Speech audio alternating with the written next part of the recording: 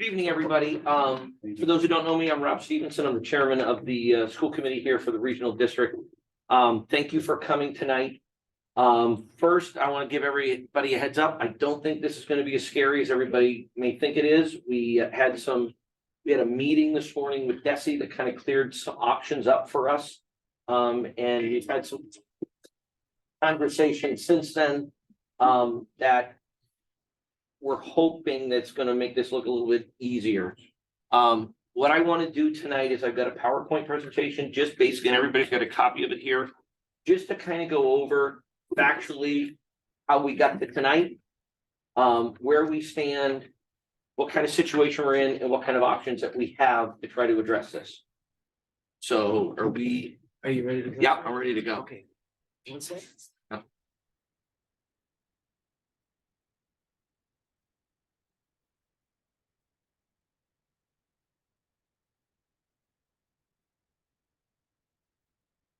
All right. So the first slide I've got here is just something that Superintendent Willard brought up last year when we were going over sort of district vocational tuition, just to give everybody a breakdown of where we have gone the last couple of years. As we all know, the number of our children in our towns that are deciding to go to out of district vocational is on the rise. It's been going up since fiscal year 21. We're around, and I think those numbers we figured out when Superintendent Willard presented these, the final numbers were a little bit lower. I think there were a total of 46, not 50. But I just wanted to sort of bring everybody back to a slide that we had seen before. The cost, obviously, in the regional budget has sort of gone up with these numbers. Where last year we were estimating it to be a little over $1 million. So how did we get here tonight? So really, during last year's budget discussions that we had at the school committee level, and Superintendent Willard went around to the towns, we identified obviously the increase in the out of district tuition costs that were continuing to go up. One of the things that I also identified is that there was the disparagement between sort of the number of kids that were going to the out of district schools from each town compared to their financial obligation that is allotted to them the way the regional agreement was set up. And we had sort of a higher percentage of students going from Granville and kind of equaling the number that were at Southwick, but obviously we've got a different payment set up in the regional agreement where currently Southwick is sort of paying for 82% of the cost. Granville's at 14, Tolland's at 4. So it was something that from a budget perspective and from a financial perspective, certainly was something that was out of whack. And it was like, okay, is there anything, this is kind of dangerous, doesn't really seem fair, but what can we do? And is there something to address it? So last 3 years, I went and pulled the numbers, and basically Southwick had almost 50% of the students that went to out of district vocation. Granville had 46.8, Tolland had 3.6 or almost 4. But yet, as the regional agreement breaks down, Southwick's responsible for 82% of the costs. Granville's responsible for 14, Tolland's at 4. That gets adjusted every 10 years. We just did that readjustment 2 years ago with the latest census that came out, and basically it was at the same level it was when the regional agreement started.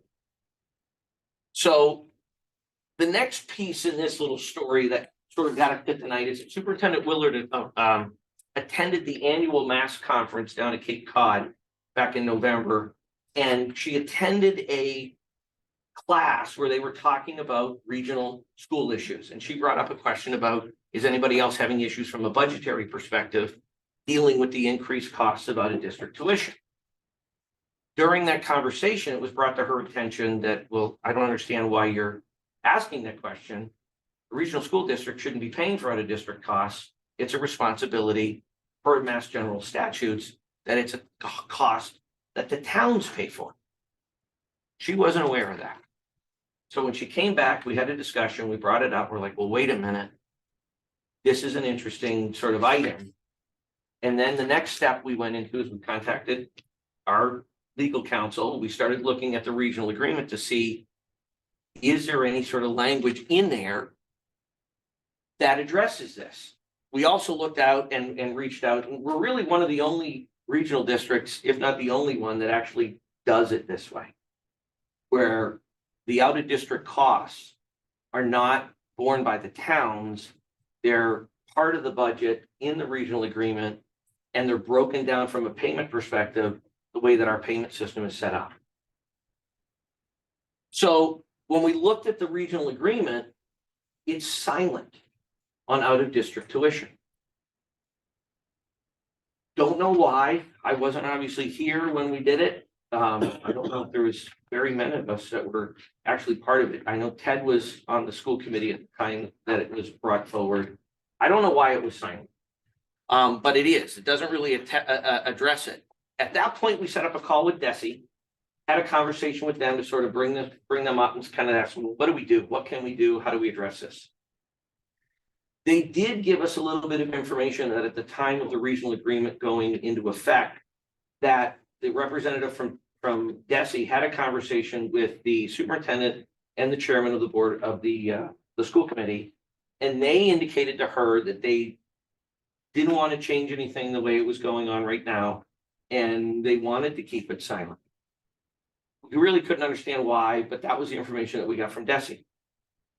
So recently, we're in the middle of doing a complete policy update on all of our chapters in our policy manual.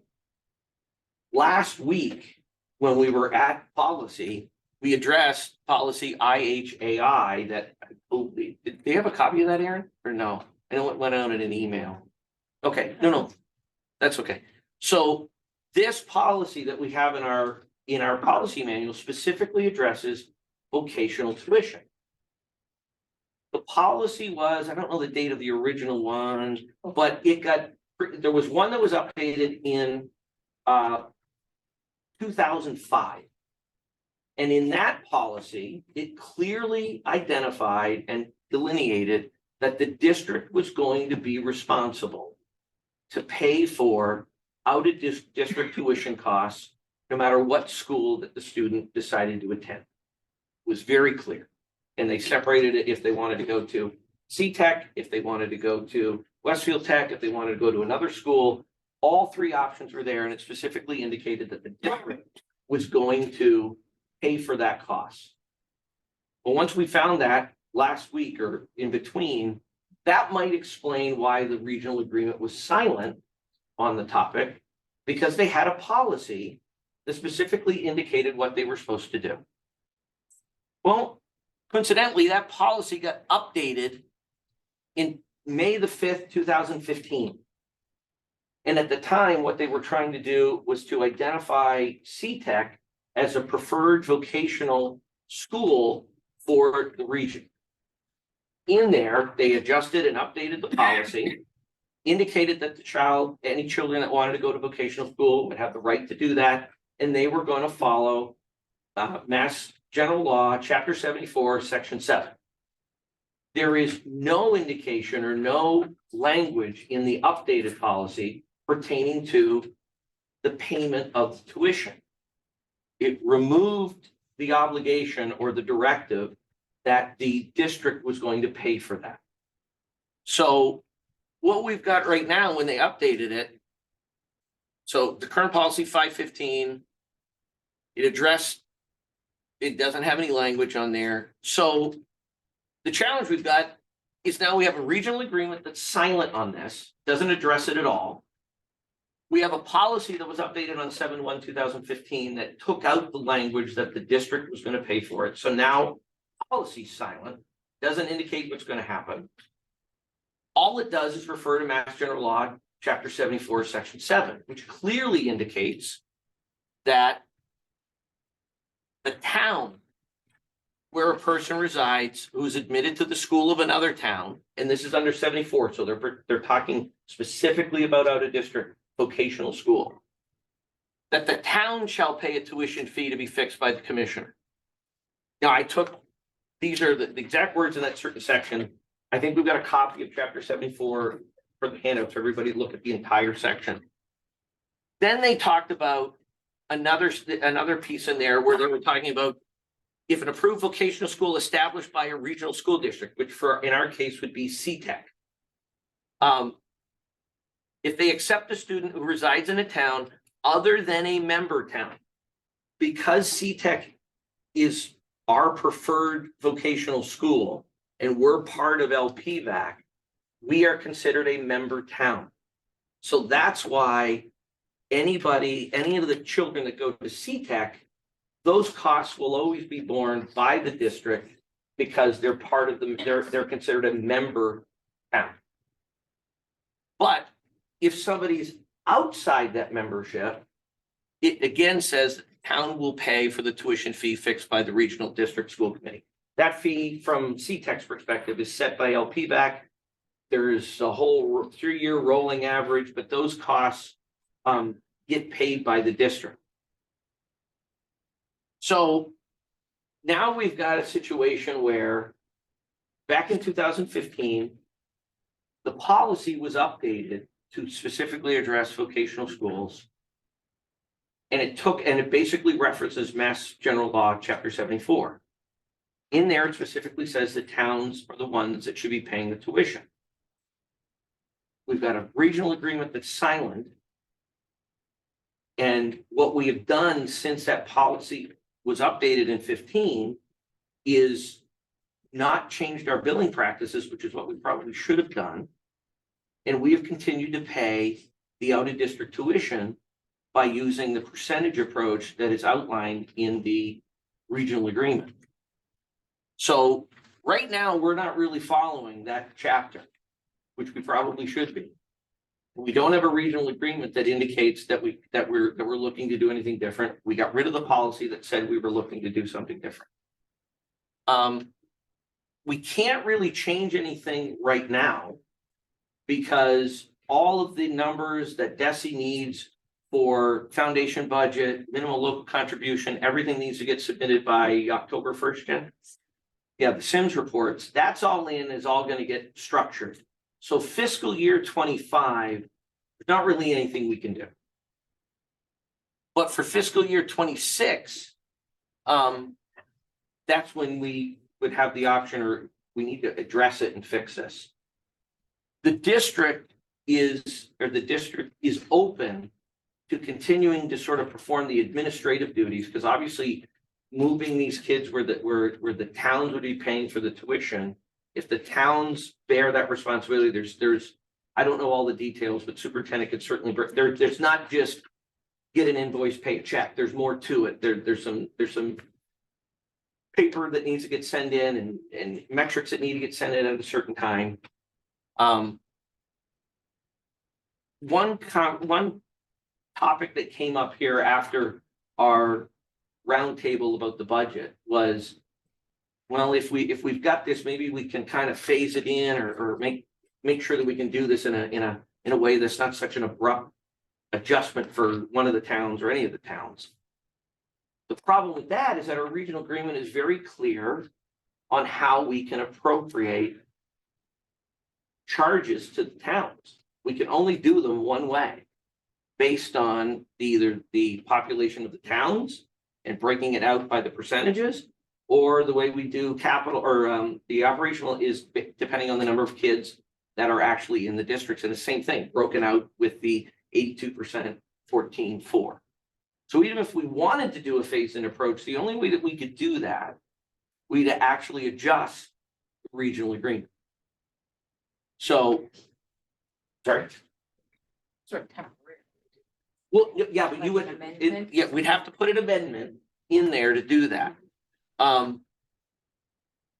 We'd need all three towns to put this in as an addendum or an amendment to the regional agreement, voted on at town meeting. We'd have to have all three towns vote yes to do that.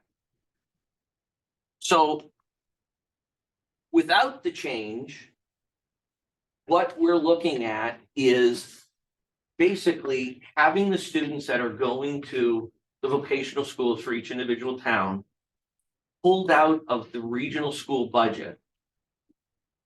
And then the towns would receive an invoice and would be required to pay the tuition for those costs. That's where we were at 9:59 this morning. At 10 o'clock, we had a meeting, a second meeting with DESE. to basically kind of go over this additional info, because the first time we met with them, we didn't know about the policy, we didn't know about the policy change, we didn't know about anything. That conversation went well. They indicated that, yes, there's a discrepancy. Yes, it needs to get adjusted. Yes, what you're proposing is a reasonable way to do this.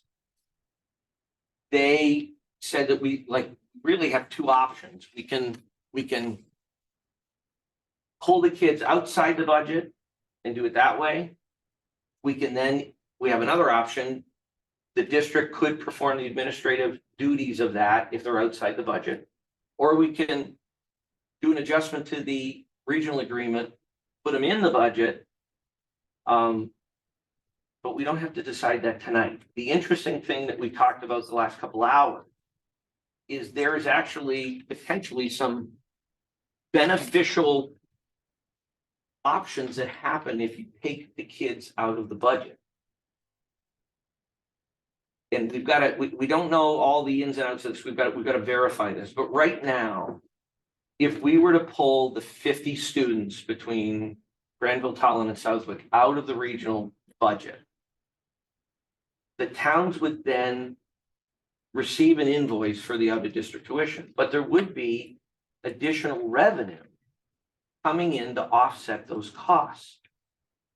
If you had 26 kids that are now on your town budget, you would receive Chapter 70 funds.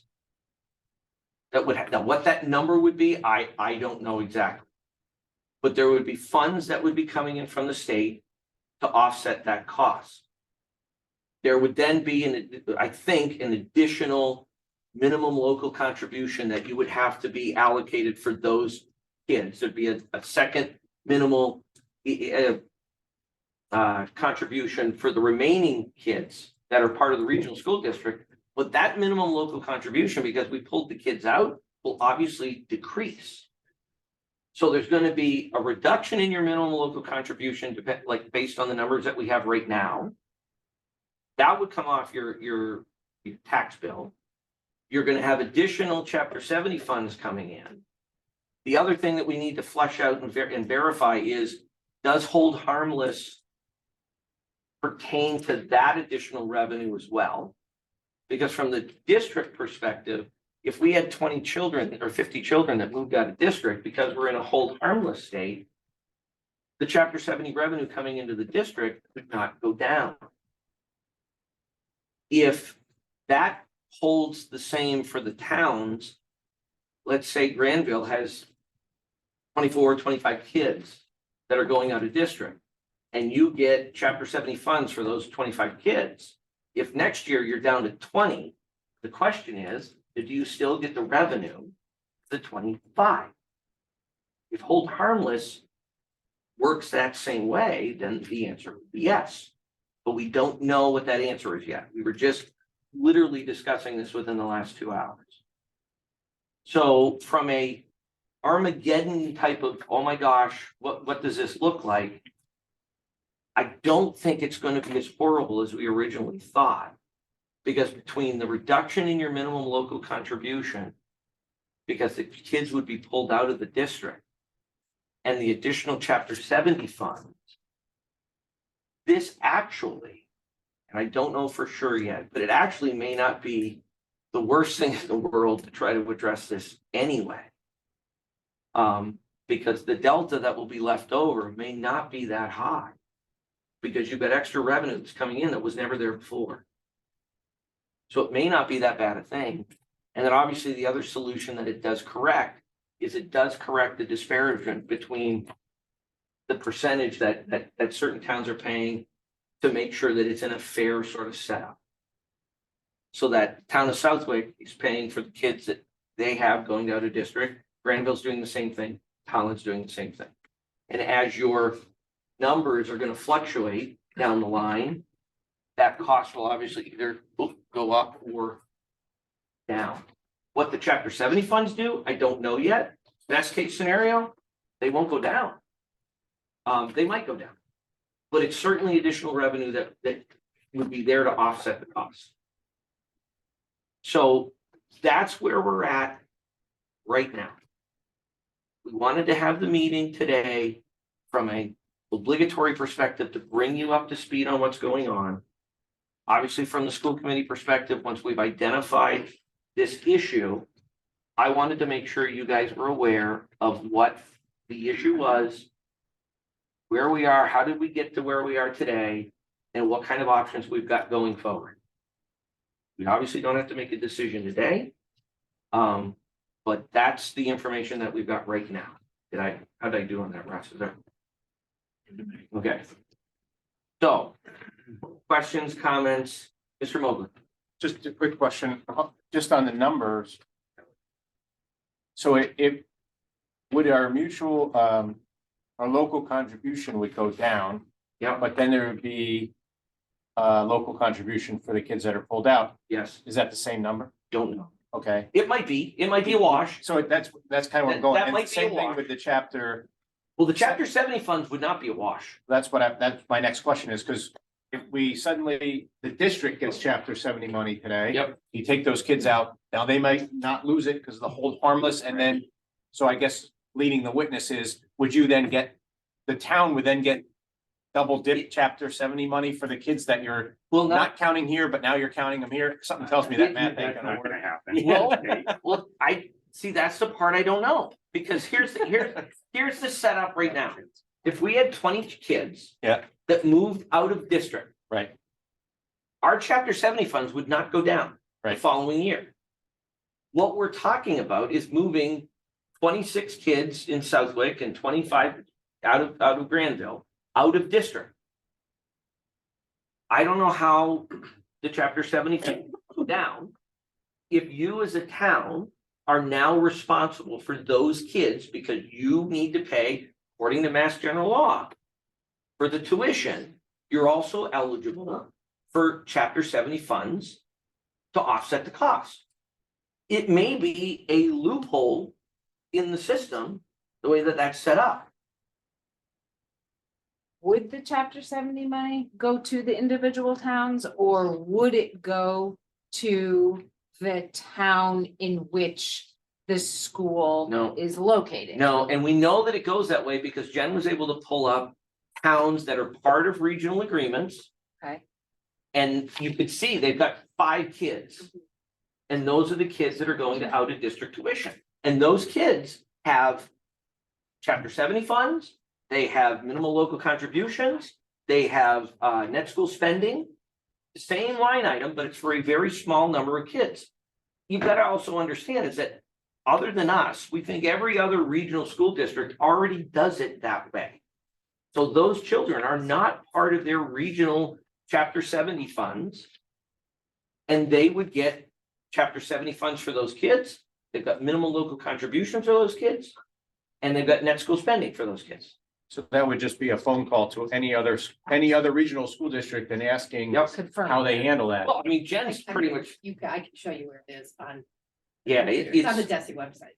100% believe it. It seems like Yeah. that's a question that's easily answered because it's being done today. I just use Charlotte as a. Fair enough. example. And then my other question is, can we just walk through section 7 carefully to make, and just as I read it briefly here, to make sure that I'm understanding it, that if an approved vocational school established by a regional school district, but we do not have our own our own vocational school, or we do as a member of LP. By definition, that is our. Yep. It's ours, is it? We are owners of it. Huh? We are part owners. of it. yes, That answers the that would fall under the other than a member town of said district. We would be considered a member town. Well, that's what I was asking, just to be super We clear. own, we're one of 7 members. So if they ever go under, we would get the profits of them going, we would get money. Or like, their, we are or a part portion of owner. their debt, or their debt. Absolutely. If we ever sold them off, The other- if we yeah, ever we are sold them owners. off, we get the profit. I get you. Yeah. Yeah. Thank you. You all. I ask a question, what is the cost of the student CPEC? Say the cost, not only our fee to CPEC, but the cost of teaching them the additional academics in the Southern schools. So right next year, to send a child to CTEC, it's gonna cost us $11,920. That's the CTEC. Yep. What's the Southwick portion? Well, I can't answer that because it's not, like, we're gonna be respectful. You can't answer that because all I can think of it as, and this is the best answer I could give you, if we send a child out of our school district to do school choice, we pay another school district about $5,000 to educate a child. If a child comes to our district for school choice, we get about $5,000 to educate that child. So if we say we pay about $11,921 to CTEC, and we are responsible for half their academic, I would have estimated it to be about $2,500. That's the best way I can. Because everybody has a different teacher, everybody has, teacher salaries are different. So all I can really do is use a school choice number that is apples to apples. And that's an academic education full-time for an academic. So if we send a child from Southwick to Westfield High School, it would cost us $5,000 to send that child. If we send them to Agawam High School, it's going to cost us $5,000 for them to get a full-time education at Agawam High School. So that's the best way that I can explain an academic versus vocational. A vocational, just by its nature, is a lot more expensive to educate a child for a vocation than it is an academic. Right, do we not have a per pupil cost for the district as a whole? As a district as a whole, so that's another. I mean, great so if question. you look at it like our numbers on, you know, the state education website, it looks like from local contributions, you're looking at like $10,000. So Granville pays $10,932 out of their minimal local contribution to send a child here. Right. Mind you, take into account that's paying for everything that Right. goes involved, Right. and it's not just their academic. Right. So Talon pays $12,212 in their minimal local contribution, and Southwick pays $9,830 per student in their minimal contribution. Right, but I mean, if a student is actually physically in the district, I mean, That's what. they're that's paying. the cost. Mhm. But that doesn't include the foundation. So it's tough to do. A Right, per and it's pupil not expenditure. including state School choice money, coming in. federal money, all that, yeah. Yeah. Yeah.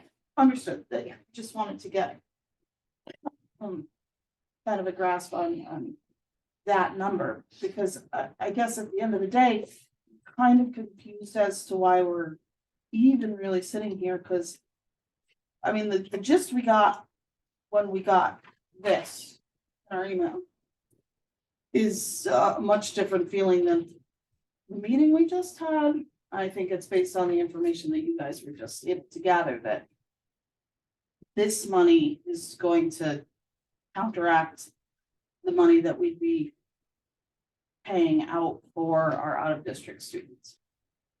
Correct, because it doesn't take into account the foundation. So it really, at the end of the day, sounds more like an administrative nightmare to try to change this from year to year. Yes. Than to just leave it the way it is now. Oh, No. leaving it the way it is right now is not really an option. We have to address that we're not following chapter 74 directives. Did we get a notification from the state because of that? No, I we guess didn't. that's my question, that the state isn't coming after us for. No, the state's not coming after us. Right, But so, what- so why are we attempting to cause some sort of, well, I guess the way the offense comes in the way that this document got sent out to the rest of the member towns. Okay, I mean, the way it's listed, what we're paying, what we should be paying, well, okay, I mean, are we really gonna start sitting down and going, okay, well, Southwick has this many special education kids and Taunton has this many, and that changes next year, and figuring out, you know, the nickels and dimes of exactly the way this works. I mean, I know from our perspective, we joined a regional school to try to pool our resources and make all of this work. And if you look historically at the numbers that Pam just gave us, yeah, these last couple of years, we've got more kids at the technical academy than on percentage. But if you look back a handful of years ago, that's not true. Well, it's, So I really don't understand. I mean, and I know you say that the regional agreement is silent on vocational tuition and it is and it isn't, because as you know, we would have to change the regional agreement for, I apologize for my voice, I haven't had a voice in months. We would have to change the regional agreement for the apportionment of operating costs for how it's written now, stating that the district is responsible for all tuition, for all operating costs of each student from the member districts that are at any public school in the Commonwealth.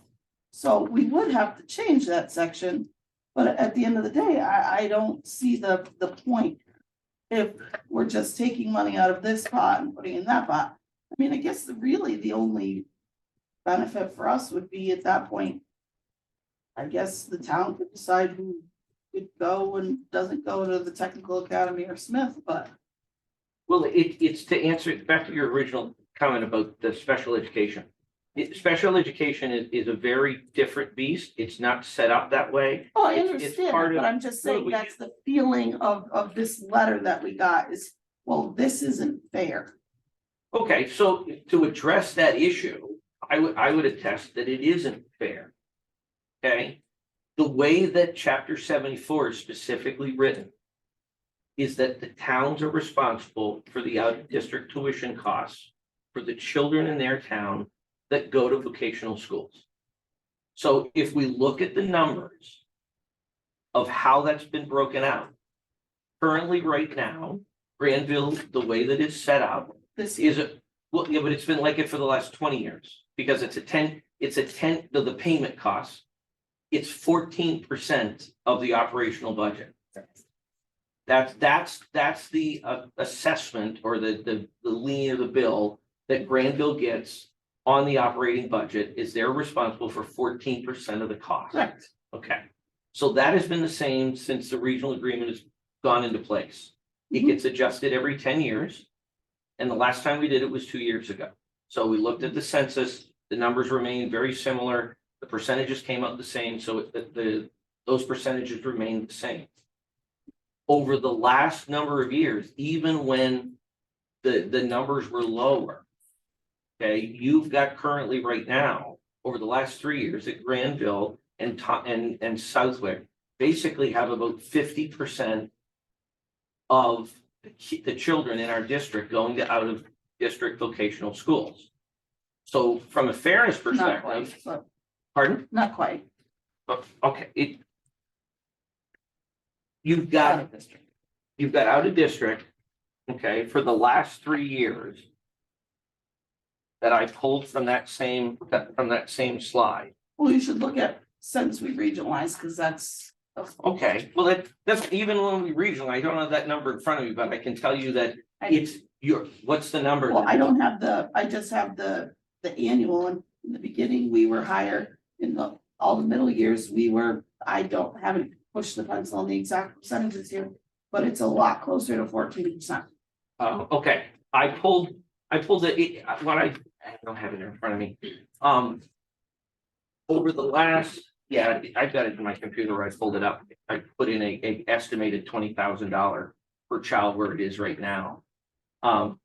Based on those numbers, not 1 year did Granville actually, were they at or below the 14%? They were above it from a utilization perspective every year since we've reached one.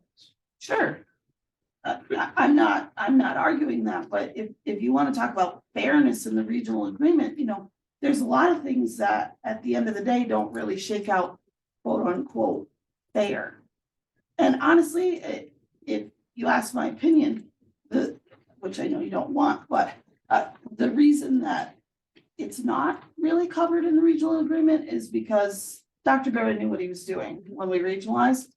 And this was kind of his bone that he threw us as the town of Granville, knowing that we sent a lot of kids to out of district vocational schools, knowing that our school was going to close. And, you know, kind of keeping things status quo. And letting it kind of ride. Like I said, there, I mean, you want to talk about things that don't shake out fair. I mean, Southwick now has all of the buildings that we all pay for capital improvements on in their town.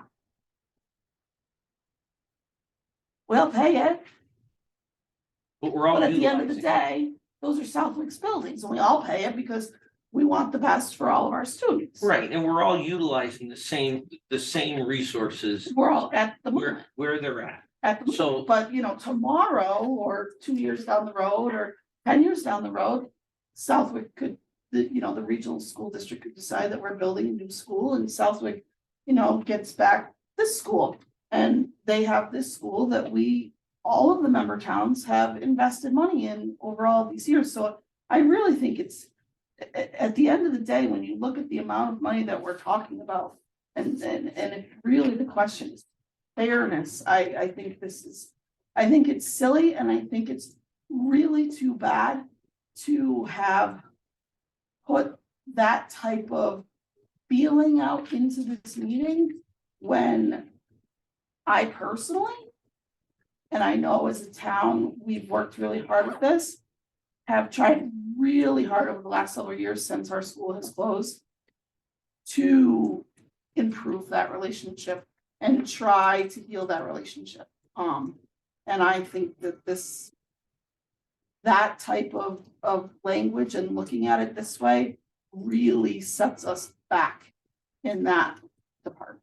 Well, I Which is certainly, really unfortunate. I can because- appreciate your concern, and I do actually appreciate your opinion. That's why we invited everybody here tonight. I do disagree with you, though, that it's certainly not a trivial number. We're talking about a $20,000 cost per pupil that's going out of district, where out of that $1 million, okay, right now, the way that regional agreement is set up, Southwick is tagged to be responsible for 82% of that cost when they're responsible for 50% of the students. This year. I understand that, but if you go back, it's not even close when you look at the regional side, and to bring us to But it where we is. are today. No, it's I'm looking at the numbers right here, but the other part of it that you have to look at is Southwick sends significantly more students to CTEC. And that doesn't not come at a cost. I know they're in district, so the law doesn't technically apply, but we're still talking about the cost of vocational education. And that's, I think if we want to be talking about costs and how we work on improving the cost of our vocational tuition budget, we should be asking ourselves why CTEC is so expensive to us at the end of the day. Because when you add in, and I know, Jen, you said $2,000 something, I would contest that realistically, you're looking at half the 10.9. So, say $15,000 for a school that's within our district. So supposedly we should be getting the best deal there is, and it costs us more money for transportation. what do you mean? It's gonna cost more money for transportation to get them there than it is to bring somebody from Holland or Granville to Southwick. Right, but I I'm mean, saying, but costs us more money for transportation than, not necessarily Smith, but at the end of the day, the amount of students that go to Smith is negligible compared to the amount of students that go to the technical academy. But compared to that, with the swapping students throughout the day, and it being further than the technical academy, the cost for transportation to CTEC is more expensive. So really, when you look at those numbers and you add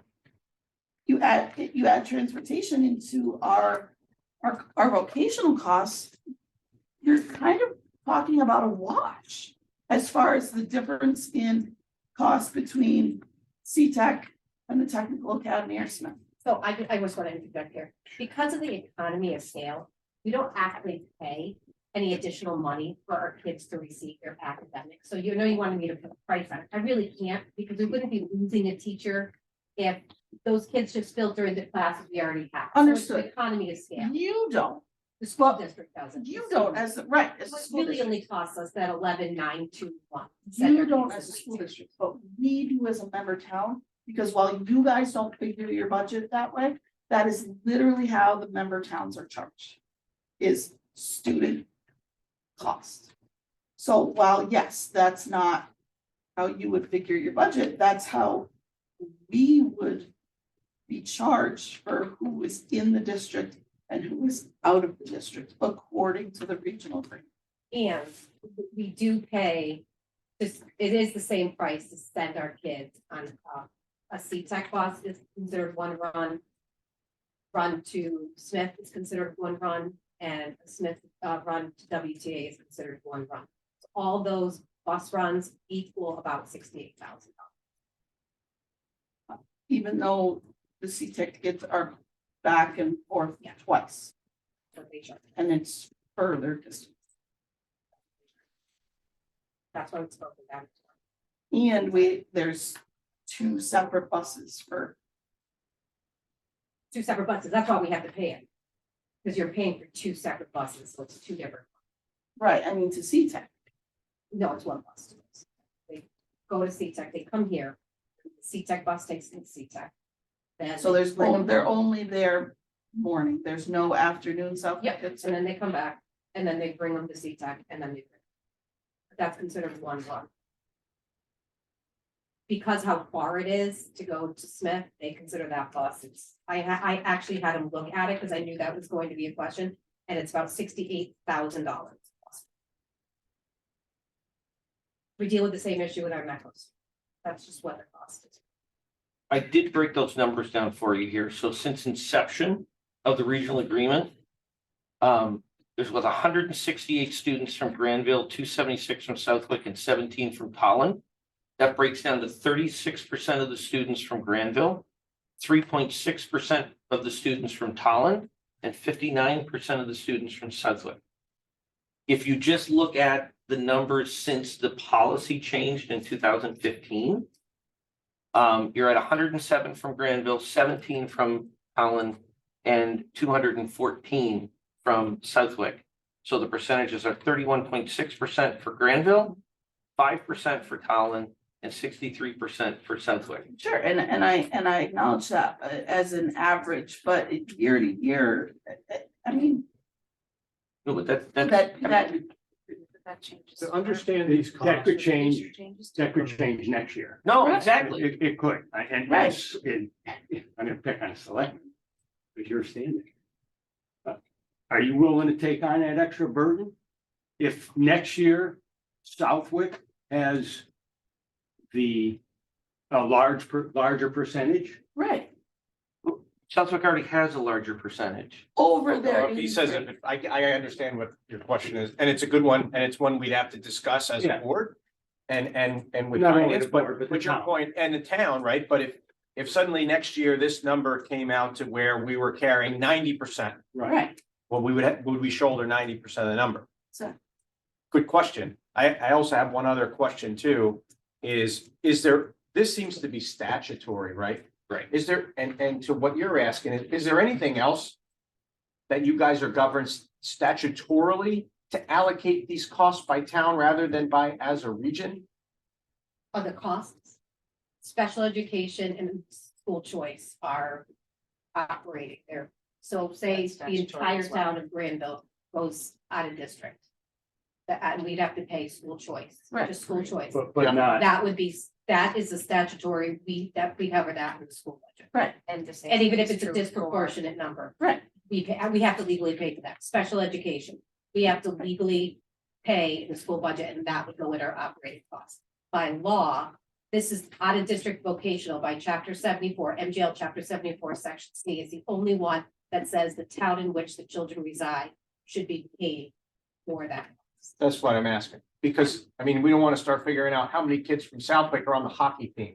Right, Right. how many No, kids no, no, from it's not- Holland are yeah, on it's the, not you know what I mean? right. Start splitting those hairs. That's my question, because this is governed by Mass General Law, Chapter 74, Section C. But that And- goes back to my point of that's completely valid. Maybe 95% of the hockey team is from Southwick. Why?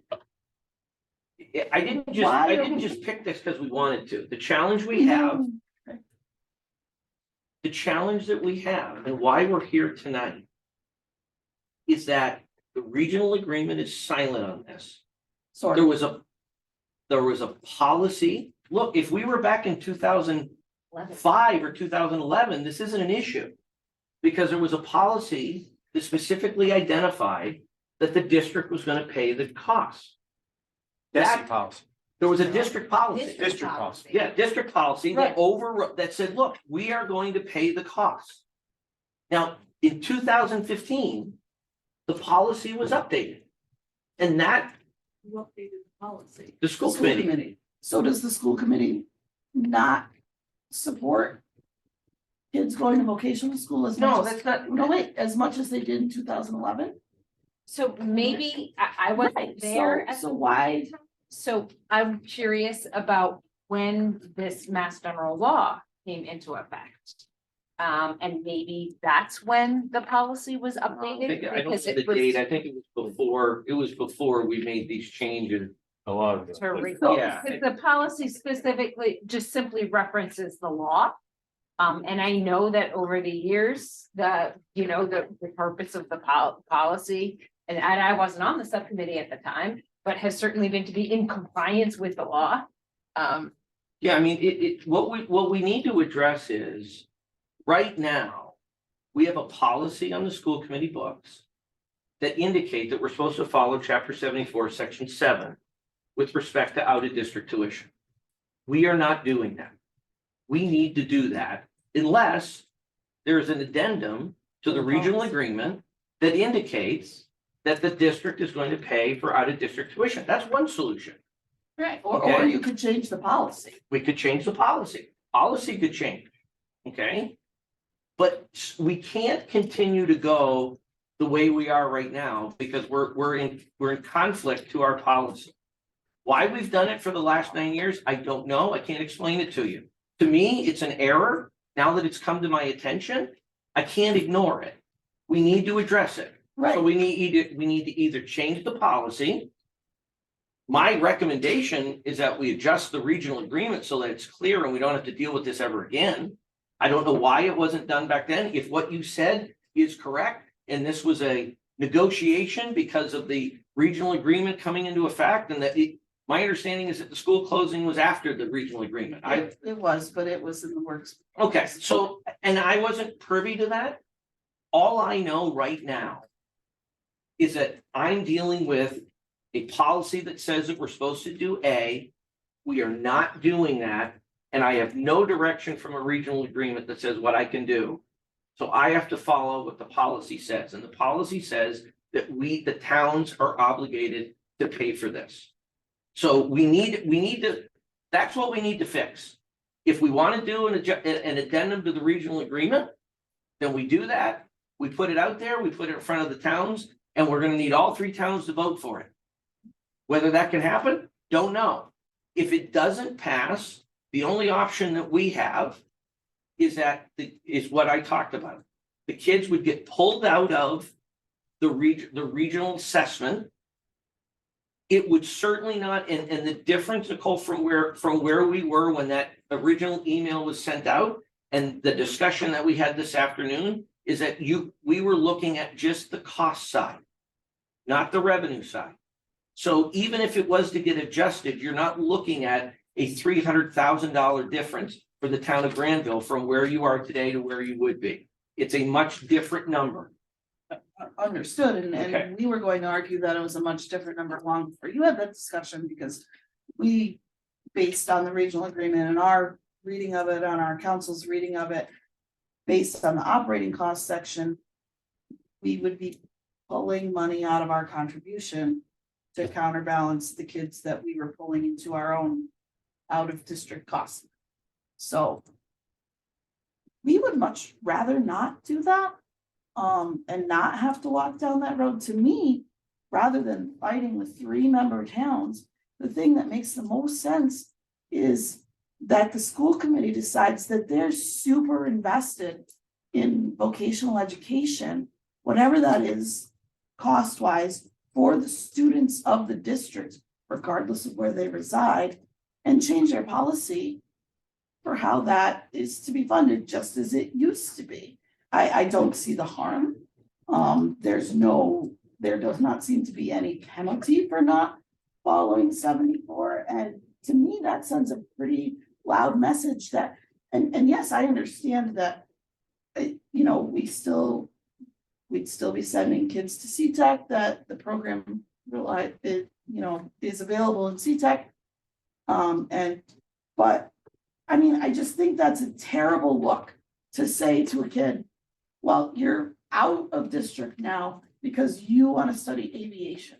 Like, why is it that the school? From the committee- child's perspective, there really is gonna be no change. All we're talking about is how the bill gets No, paid. From your perspective. No, Chris, from the child's perspective, if they wanna go to aviation, right, at they can Westfield go to Tech, aviation, they have but every at right that to do point, they would that. be a student of Granville and not a student of the district. They'd be. They are no longer a student of the district. Yeah. That doesn't change. If a child, no matter what happens, how we solve this, Right, but it doesn't, their money comes from a different pot, and why should it? well, because the law says it should. But That's our why. policy can say that it doesn't have to. I don't disagree with you. But And our I policy, think that if but our the school policy right committee now does not. wants to really support vocational education, that's the easiest, and I think as far as unity of the district, probably the best direction to go, because this can change I mean, we could wind up with a bunch of kids in town all of a sudden that have plans that they're all going to college. Or we could have a bunch of kids in town that they all want to go to criminal justice and now they're all in CTEC. Yep. And Southwood could wind up with 95% of the out of district vocational students. I don't want to make Southwick have to pay that extra 6% and have somebody have to go through. Well, right now, you're asking the town of Southwick to pay for 82% of the cost, That's okay. and they're only contributing 50% of the Yeah, students. that's fine, but like I That's No, said, for you, it's That's fine. fine. I mean, Yeah. you wanna have arguments about I was arguing. fairness in the regional Well, agreement, yeah, there's but- plenty of arguments to be had. but it's not even close. Like, the challenge is, and again, But it is when you look at the CTEC number. but the problem is that CTEC is accounted for and adjusted in chapter 74 to what we can or cannot do.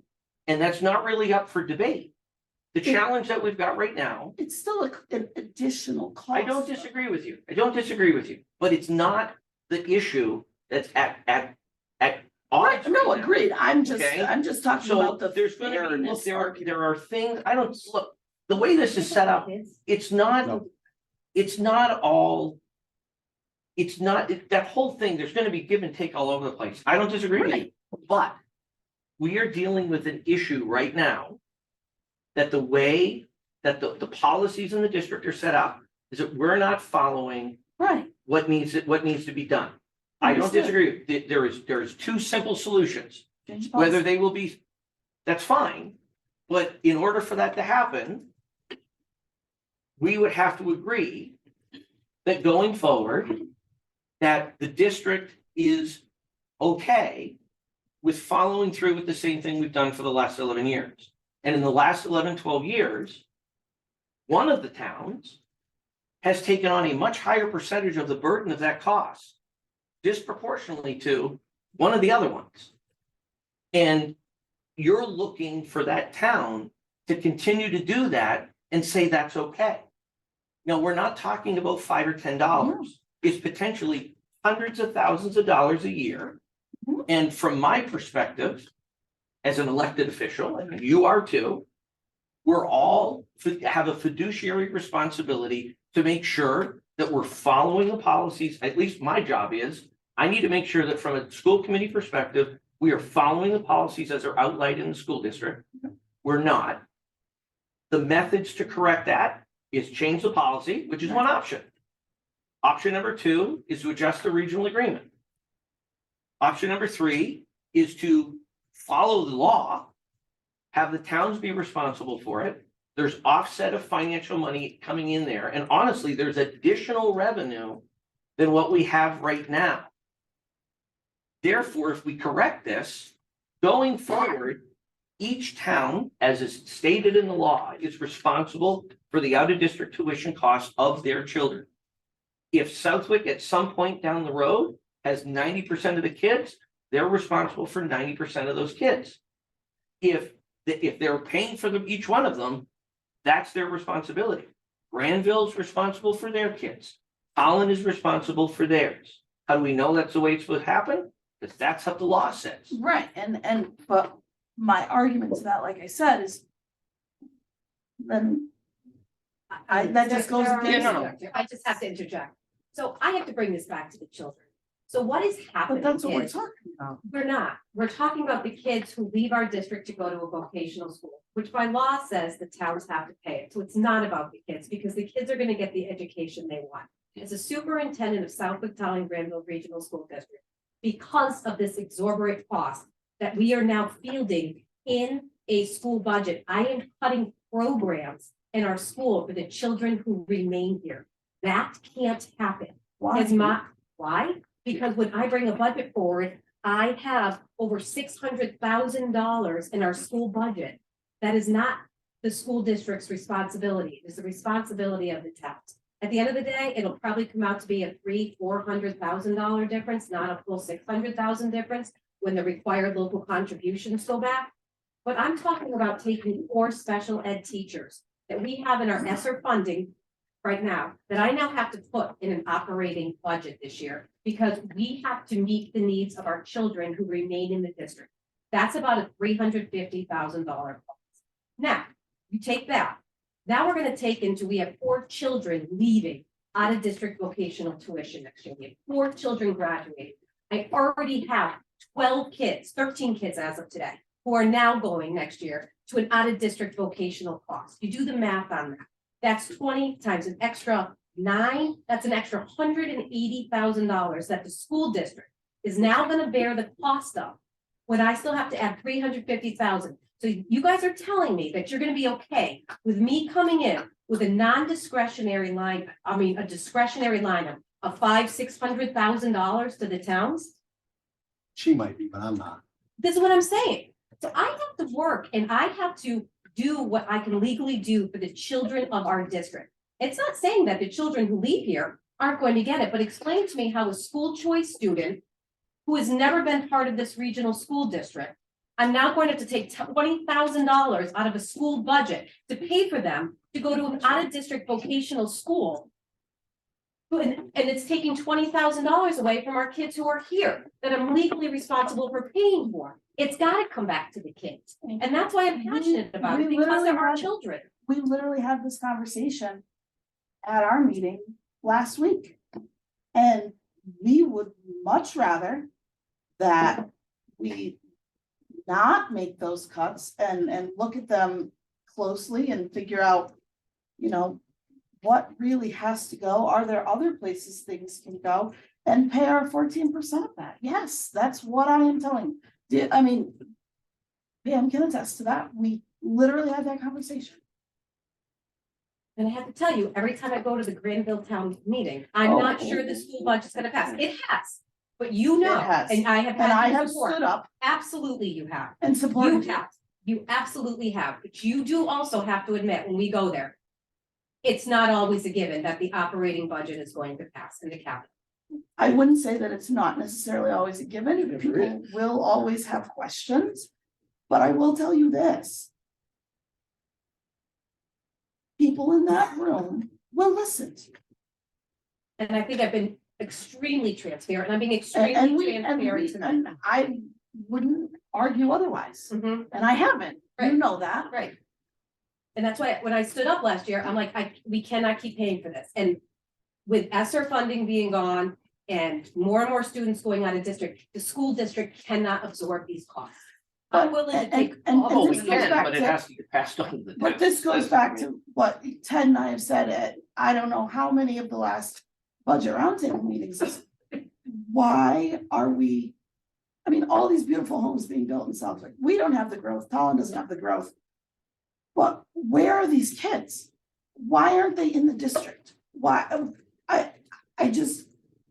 I feel like that's what we need to be trying to figure out and get all these kids on board instead of trying to figure out, you know, where. we're Nicole, I don't coming. understand. Where do you think they're going? If their kids here, they're either coming here or they're going to school choice. They're not like being disappeared. They're I mean, going to private schools and homeschool. oh, okay. Well, I mean, that's their right to be able to do that. But if they homeschool, they're also still paying taxes. Well, right, and to- and that's the argument about the student that you mentioned. Yes, sure, I understand that they haven't been a part of the district, Right. but their parents have still paid taxes. Right. They would. And I get With that part, 20,000 right off of our school budget. but I'm literally sitting here saying to you, let's take a closer look at what we're cutting. I don't wanna cut those programs because I think, especially our extracurriculars, things like that. I think that's the solution to getting these kids back from home, back from private schools. I don't wanna cut that stuff. I wanna be looking closer at what we're actually cutting. But I want to say in a full loud voice that our district, and I can't say anything in a full loud voice. Which is rather ironic, that our district has its heart and soul behind any kid who lives in this district that wants a vocational education. And fund it, for Christ's sake. I mean, But this conversation doesn't counter that statement at all. right, so just change the policy and we're good. No, Well, I'd like a savings if I could, that's all. I see these numbers like you see the numbers and then where you said it looks great, where I said it doesn't. So if there is some adjustment that can happen, town of Southwick really would appreciate. I think we Absolutely. would appreciate knowing what that number is, and as Mr. Stevenson said, there are moving parts here, and that hasn't been enumerated yet. Yeah, But I think we all need to know what it is. yeah, no, I mean, look, first. I feel a lot better now than I Right. did 4 hours ago. Okay? There's. At the end of the day, I wasn't expecting tonight for us to have a solution, go, hey, we're gonna sing Kumbaya, we're all set. I wanted to make sure everybody had the information as to how we got to here. I wanted to make sure everybody understand that we can't continue to function the way we are because we're in conflict between our policy and the law. It needs to get adjusted. How that's done, we've got options. But it needs to get adjusted. Then the next step is, if it went to a point and we can't get the options, what does it look like from a cost perspective for the towns? If those children were actually pulled out of the regional district and the costs were paid by the towns? I don't think that it's gonna be as bad as we think it is. Because the way that it's set up, we could have the ability to receive additional Chapter 70 funds that we're not receiving now. So it may not be that bad. It may allow us a way to be able to do all that we want. It provides, if those children get pulled out of the regional district, that actually potentially will open up additional funds for the superintendent to be able to fund the programs that she's looking to fund without additional, would reduce the discretionary amounts that we need to put in the budget. This may, believe it or not, turn out to be where we get very close to a win-win situation. And we're able to set this up where not one town is getting penalized the way that this is set up currently. That's all we're really looking for. I just needed to make sure that I notified you guys about where we stand. We do need to adjust this. Potentially, worst case scenario, the way it stands right now, starting in fiscal year 2026, the town will be responsible for the out-of-district tuition costs for the children in their town that are going to out-of-district vocational schools. What that cost will look like to you for each child, we don't know yet. We will find that out. If we need to, what we need to be able to do, if we want to make an adjustment, whether it be a change in the regional agreement or a change in the policy, it all needs to get corrected and done before December 1st when they submit the Sims data, right? October 1, sorry. Got to be done by October 1st. If we do nothing, then the only option we've got is that the towns will pay for this. And then we're looking at whatever that funds, we'll be able to figure out what that cost would be. Again, what we are able to do that won't impact the regional agreements, that we still, even if we get to that point, the district is able to perform the administrative duties of that, so it's not an additional burden to the towns. And it's basically like we're creating like a secondary company outside of the regional agreement, outside the regional school district, that will help the towns fill out the paperwork, pay the bill, put the invoice, so it does not fall under the regional agreement. We got that clarified from DESI today. I'd like to bring this up a little bit, step back and just go some numbers, because I'm on the finance. committee, Yep. but, you know, Yeah, and I'll give you- a little bit. I'm very ignorant how school is funded. Mhm. But I'm looking at just the numbers you gave earlier, the 11,000, and so basically CTEC's costing us 13,500. And I assume, does that not include transportation? It does No. not include. Right, transportation, leave that's that another off for now, that, Yeah. we'll keep transportation the whole separate Yeah. subject. So that's a delta of $650, not $6,500 versus the vocational students. Now that, in theory, should be transferred out of the Southwick budget to the towns. Out of the district to the town, sorry, to the towns. To cover the cost, because we're now absorbing that cost of paying the students going to the vocation schools. So I don't see, and then I'm concerned. There's chapter 70 money, in theory, that's going to start getting reduced to the district because it should be now shifted to the town. No, it won't, because of the hold harmless that the district is set up in. For how Like- long? No, I mean, is it- you mentioned No, I mean- here, or is it? It doesn't, what happens is, because we're in, and the superintendent's certainly gone over this every year, because we're in what they call a hold harmless state. We're getting a flat revenue number from chapter 70. That is higher than what we should if we were a brand new district And with it brand new. doesn't care about the number of students. It doesn't. So if you, like I said earlier, if we just tomorrow had 20 kids out of the district that moved, our chapter 70 funds would change zero. The only thing that we would lose is that every year they give like a $30 increase per pupil. We'd lose that money. So if 20 people left, we'd lose $600. But that would be the only thing that would change. So that's why I'm saying this isn't as bad as it, because if we pull the kids out and now they're on the town's responsibility role, the chapter 70 funds for the district wouldn't change at all. The town would get additional chapter 70 funds because now the kids are on their responsibility. That would help offset costs to go to. Roughly, I'm just in the percentage of chapter 70. I don't know, we're using number in the area of like 4,500, 5,000. I don't know. I don't think it's $10, but it's certainly not, may not be 10,000. Right, but I mean, that is a very important. number Right. Because. Agreed. We're looking at a $6,500 cost difference. Yep. in the Front, not including transportation. Yeah, and if you're, where this gets even more palpable. If you've got $10,000 or $9,000 that you're currently paying in your minimum local contribution to the district for that child. That child now goes to you on your responsibility roll. The 9,000 comes away from there. But then you're gonna get a minimum local contribution on here for 9,000. Say it's a wash. It's not really a wash. Because now that 9,000 is, you're gonna have to pay, you're gonna have to pay it anyway to pay for the out of district tuition. So that cost you're already paying for, it could go over onto that student's cost now. So now you've got 5,000 from the state, you got 9,000 from the child, so you get 14. Now the delta is only 6. So now you're dealing with a $6,000 cost per child to do this, as opposed to a $20,000 cost, which is just the flat cost. So the impact is not going to be as severe as we originally thought, because we didn't know all this information. And we didn't want to wait 3 more months, because if we needed to do something at town meeting, we didn't want to wait that long. We still may not be able to do anything over town meeting because it got timelines. We may need to have a special town meeting if we want to do an addendum to the contract. Which, bringing it back to Superintendent Willard's point, though, if that is actually the case, and if hold harmless, is in effect, and that if the district is still getting that chapter 70 money, then that is still funds that are going towards our budget to educate the students and build the in-house programs that we Correct. need to offset the other painful expenses that we have.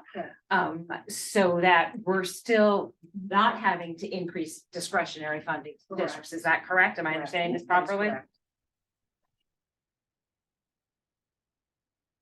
I think you need that information from Desi. Oh, yeah. On that, I'll call it double dipping. I don't know what else to call it, right? But if the school's held harmless and then the town can get chapter 70 money Yeah, it's a for big the question. same, that is a Yeah. huge question mark. I do want to, this is a concern I have. This is beyond strictly just school, but all three of our towns. The cost of the towns last year was almost 7%. So even though officially the budget only went up 3% from the school budget last year, the cost of the town because the revenues are reducing. And this year's going to be particularly painful with the loss of the ESSER grants. The year before it was 8% increase to the town. So that's what's been going on each year with the school budget. This is, we all share this. This is not a town separate issue.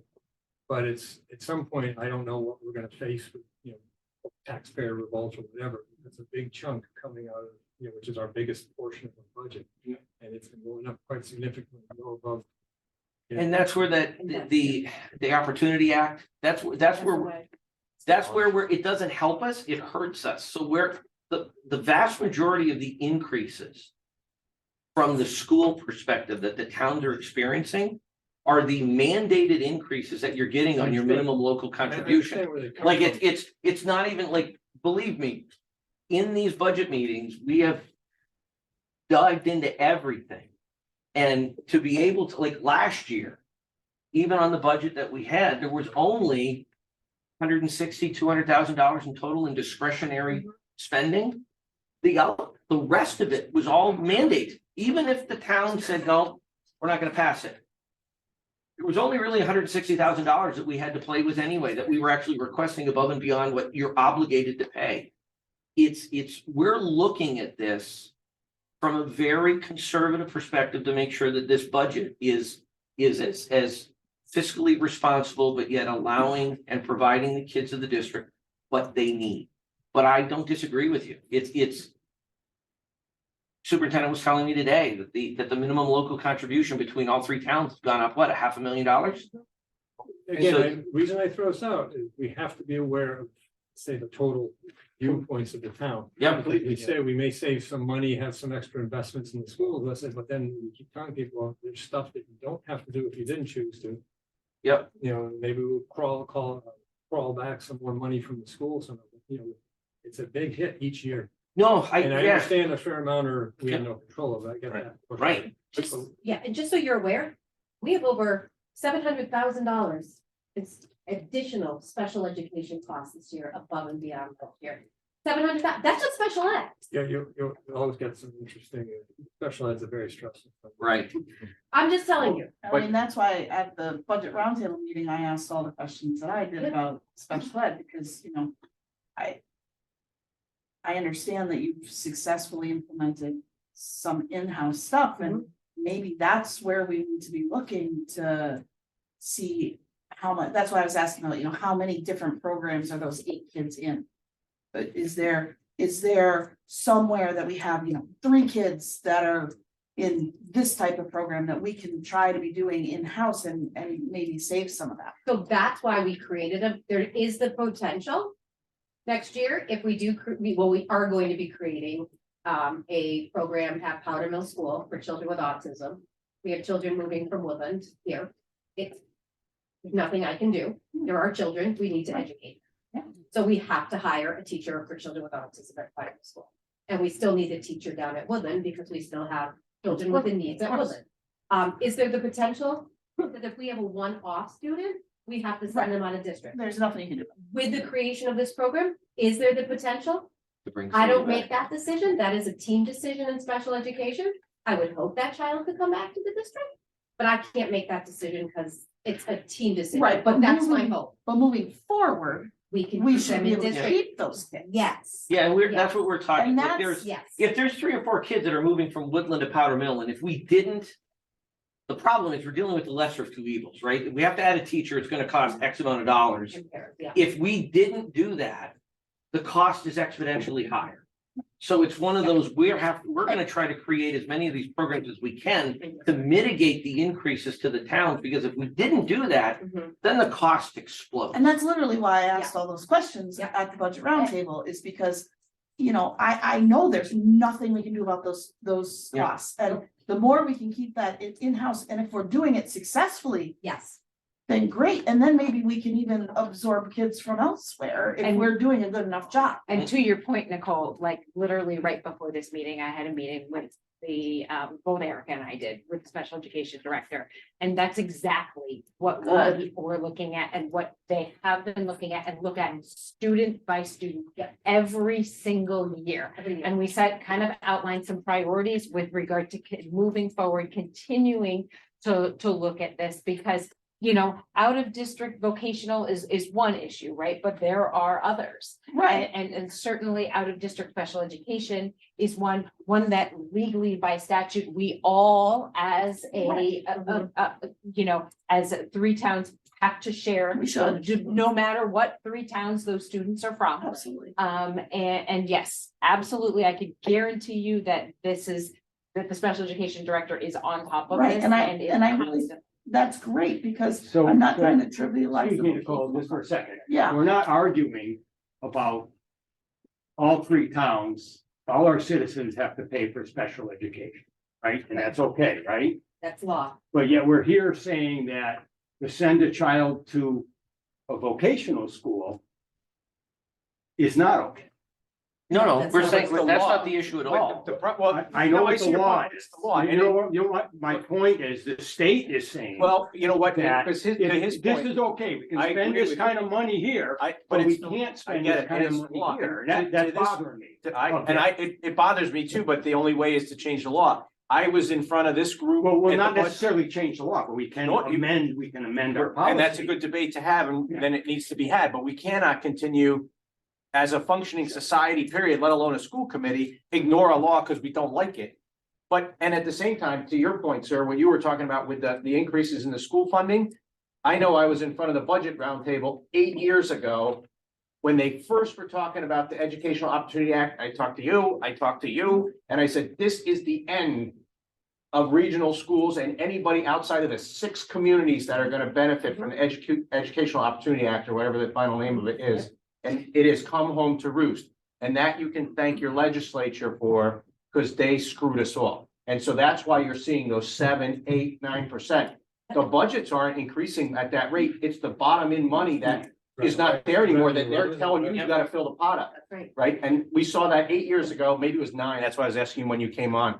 Because I know as the select board and the finance committee were at the Mass Municipal when they were talking about this, saying, oh, what a great deal this is gonna be. But all they did was took the pie and they didn't change the amount, the size of the pie. They just changed how they sliced the pie. Correct. And they gave us dietary slivers of said pie now. Yeah. Right? And this is what we're dealing with. So just to make sure that we but clarify. have to your follow the point. law as far as the rest of the funding. The state nowhere, and if I've confused this, and I want to make sure we clarify it. The state requires, and whether it's a town or the regional school district, that if a child wants to go. I to wasn't vocational- arguing. No, I know, but you said the state says you can pay I'm for this. pissed off but at the not- state. Well, you know, And I'm with you, but that's. what we- No, no, we have to follow the I get law, it, Right, yeah. But it's really the dilemma, like I said, the dilemma we're in is Yeah. we're obligated, whether it's the district or the towns.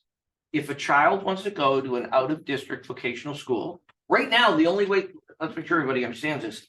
Right now, the only way that a child can go to an out-of-district vocational school is if they're trying to follow a course of study or a program of study that CTEC does not offer. If they're looking to do a program of study that CTEC offers, they are obligated, and we are obligated to have them go to CTEC. So that helps reduce the costs. Chapter 74 specifically indicates how that gets paid. It also indicates how the other students get paid when they go to out-of-district vocational schools. If they go to those, it's the obligation and the ownership of the towns to pay for the tuition, The full tuition, the full tuition. not taking off what would be, maybe I'm stupid in this, but normally we would pay 11,000, what is it to go to CPAC? Right, like the 11, difference, yeah, but- 20 but- minus 11. But Right. basically, the out-of-district schools, Smith Folk and Westfield Tech, average about $20,000. But That's their it's tuition. costing an additional 6,500, am I correct? The difference is Approximately. those two schools, the kids get all their academics there as well. There's Right. no sharing with Southwick. So Right. it's basically like those kids, you might consider them in private school. I mean, Right. just Correct, they're completely not removed. at Yeah. all. They're not our Whereas the C-Tech kids come to us for half the day. Yeah, It's But like we're our still team. paying 11,000. yes. Yeah, and it's The only 11,000 because the academic side we're paying for.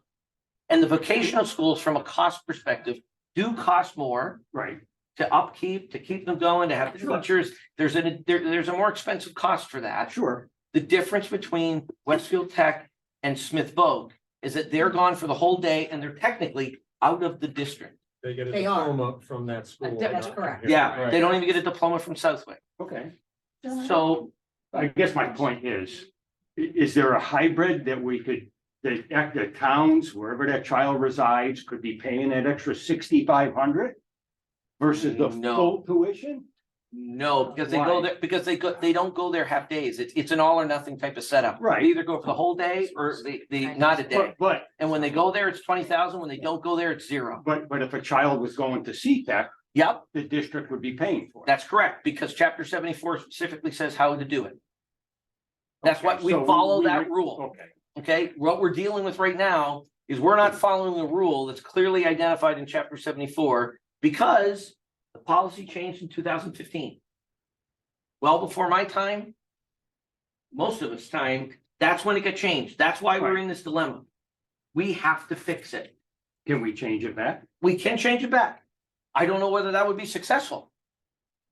To be honest, I don't know whether that would be successful because looking at the cost disparagement, it does not make sense for one town to pay for 80% of the cost. That's not what I'm saying. No, but I want to make sure that, I And know, but I just want to be He's sure what making you a modest are saying. proposal. What- For the policy is if it, just simple, if I may, Steve, Go ahead. if it's $20,000 to go to Northampton, it's $12,000 to go to CTEC. He wants to see, can we figure out The difference. the net of the 8,000 and then Make have the that member proportion towns to pay the that taxpayer. $8,000, Thank you. right?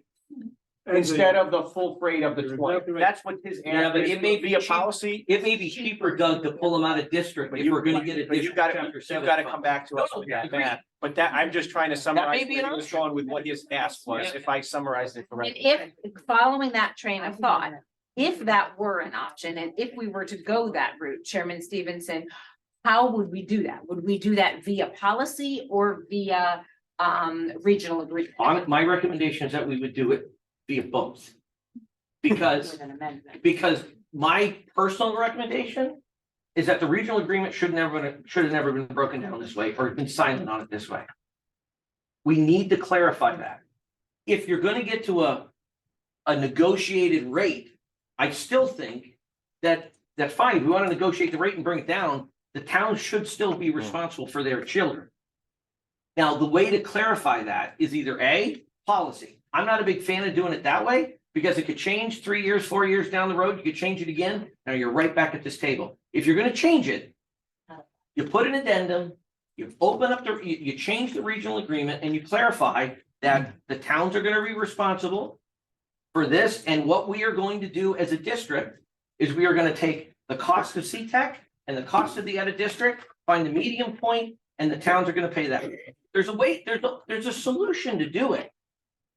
But honestly, I think it will be cheaper once we get the money and we get the numbers, that it will be cheaper for the towns to take these kids out of district, get the additional chapter 70 funds that, and if we find out that the hold harmless works for that as well.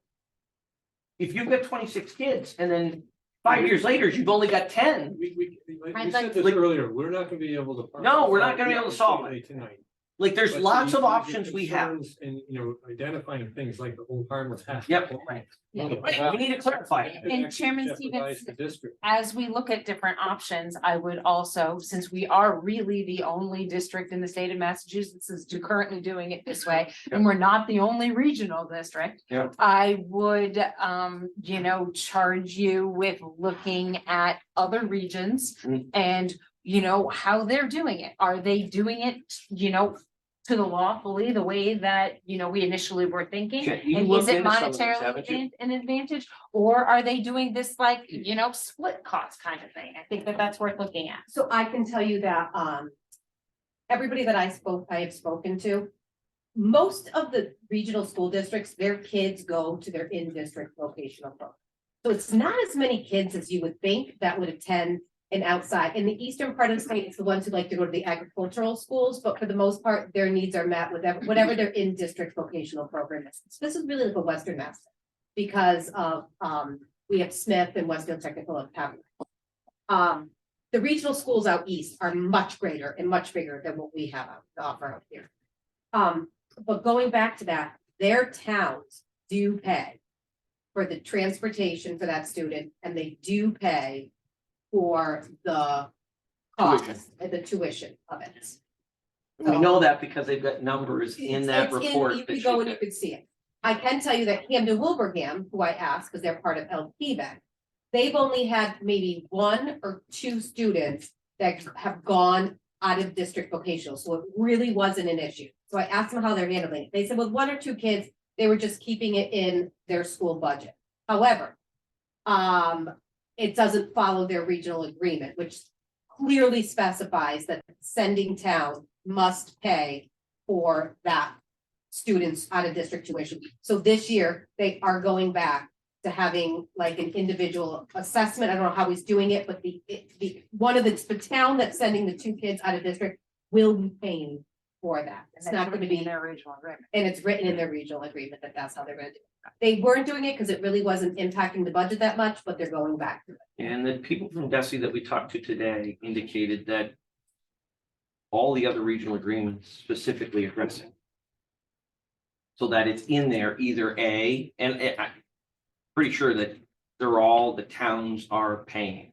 Mhm. And it's outlined in the regional agreement, and she made a point a second time to say, look, this is why I asked multiple times to the superintendent and the chairman, do you want to leave it silent? And they said, yes. Now, Nicole, you may have that could be the perfect reason as to why they did it.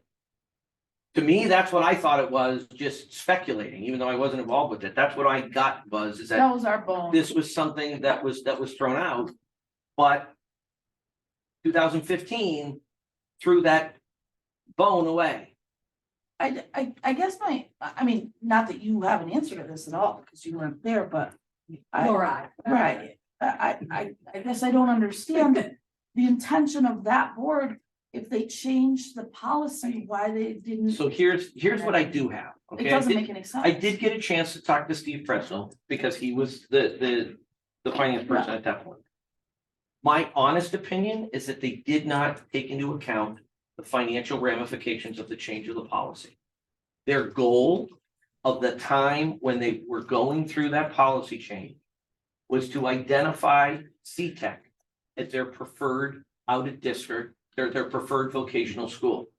I don't think they appreciated what was going to happen, which is why, because from my perspective, looking at what happened, fiscal year 2016, based on that policy change, the town should have started to be should have been responsible for those children. And it didn't happen. We've been doing it this way for 9 years. Now that it's come to our attention, and once we've done the research, we've got to make an adjustment. Again, that's where we're at. So I don't know. Before you have extra numbers. We're Sure. talking 30 days before we meet again. I We're don't done know. tonight. We are. But we are, we're done. Yeah, sorry. Well, the problem we've got right now, Joe, is we've got to make sure we've got budget numbers that are coming in. We've got to make sure that this can't do anything till fiscal year Oh, I 2026. get it, right. So my goal would be, once we get the budget done and we've got that passed at the school committee, that allows us, then we have time between then and town meeting Yep. to figure out what those numbers are. To me, I think it's too tight of a timeline I agree. to try to get, if we want to do an addendum to the regional agreement, to No, do I it don't think at it's town happening meeting. this year. I think we're gonna have to do a special town meeting Right. at that point. Yeah. We don't want to wait I'm not doing till, a special either. Well, if we don't do anything to. They get rather expensive and the pot money hasn't come in yet. No, I so- know, but if we don't do We any. don't have pot money, so. Give it time, you will. But I just want to make sure everybody understands, if we don't do anything before October first, finalize it. What we have to do is the only option that we've got then at that point is the out of district, out of the regional agreement, the towns are responsible. And hopefully what we'll have is before the town meeting, my goal would be, we have those numbers to say, okay, if we went down this route, here's what the true cost would be to the towns.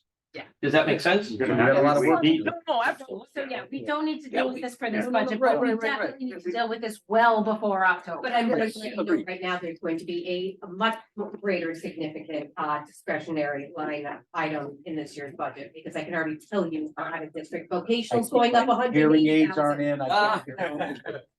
My mind, look at the. Large discretionary. You're breaking up. I don't want to hear it. It has to get out. In the I'm reality of- No, Right, Yeah. exactly. I'm not You gonna got tell you, extra I'm not kids gonna going to tell you. both schools. It's You wanna still pay good to that. educate our kids. Like, Yep.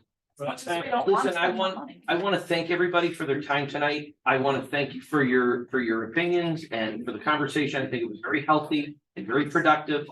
I don't know what the solution is going to be, but I feel very confident we're going to get there. But again, thank you for your time. As soon as we've got additional information, we'll get that to you guys pronto. Thank you. Thank you.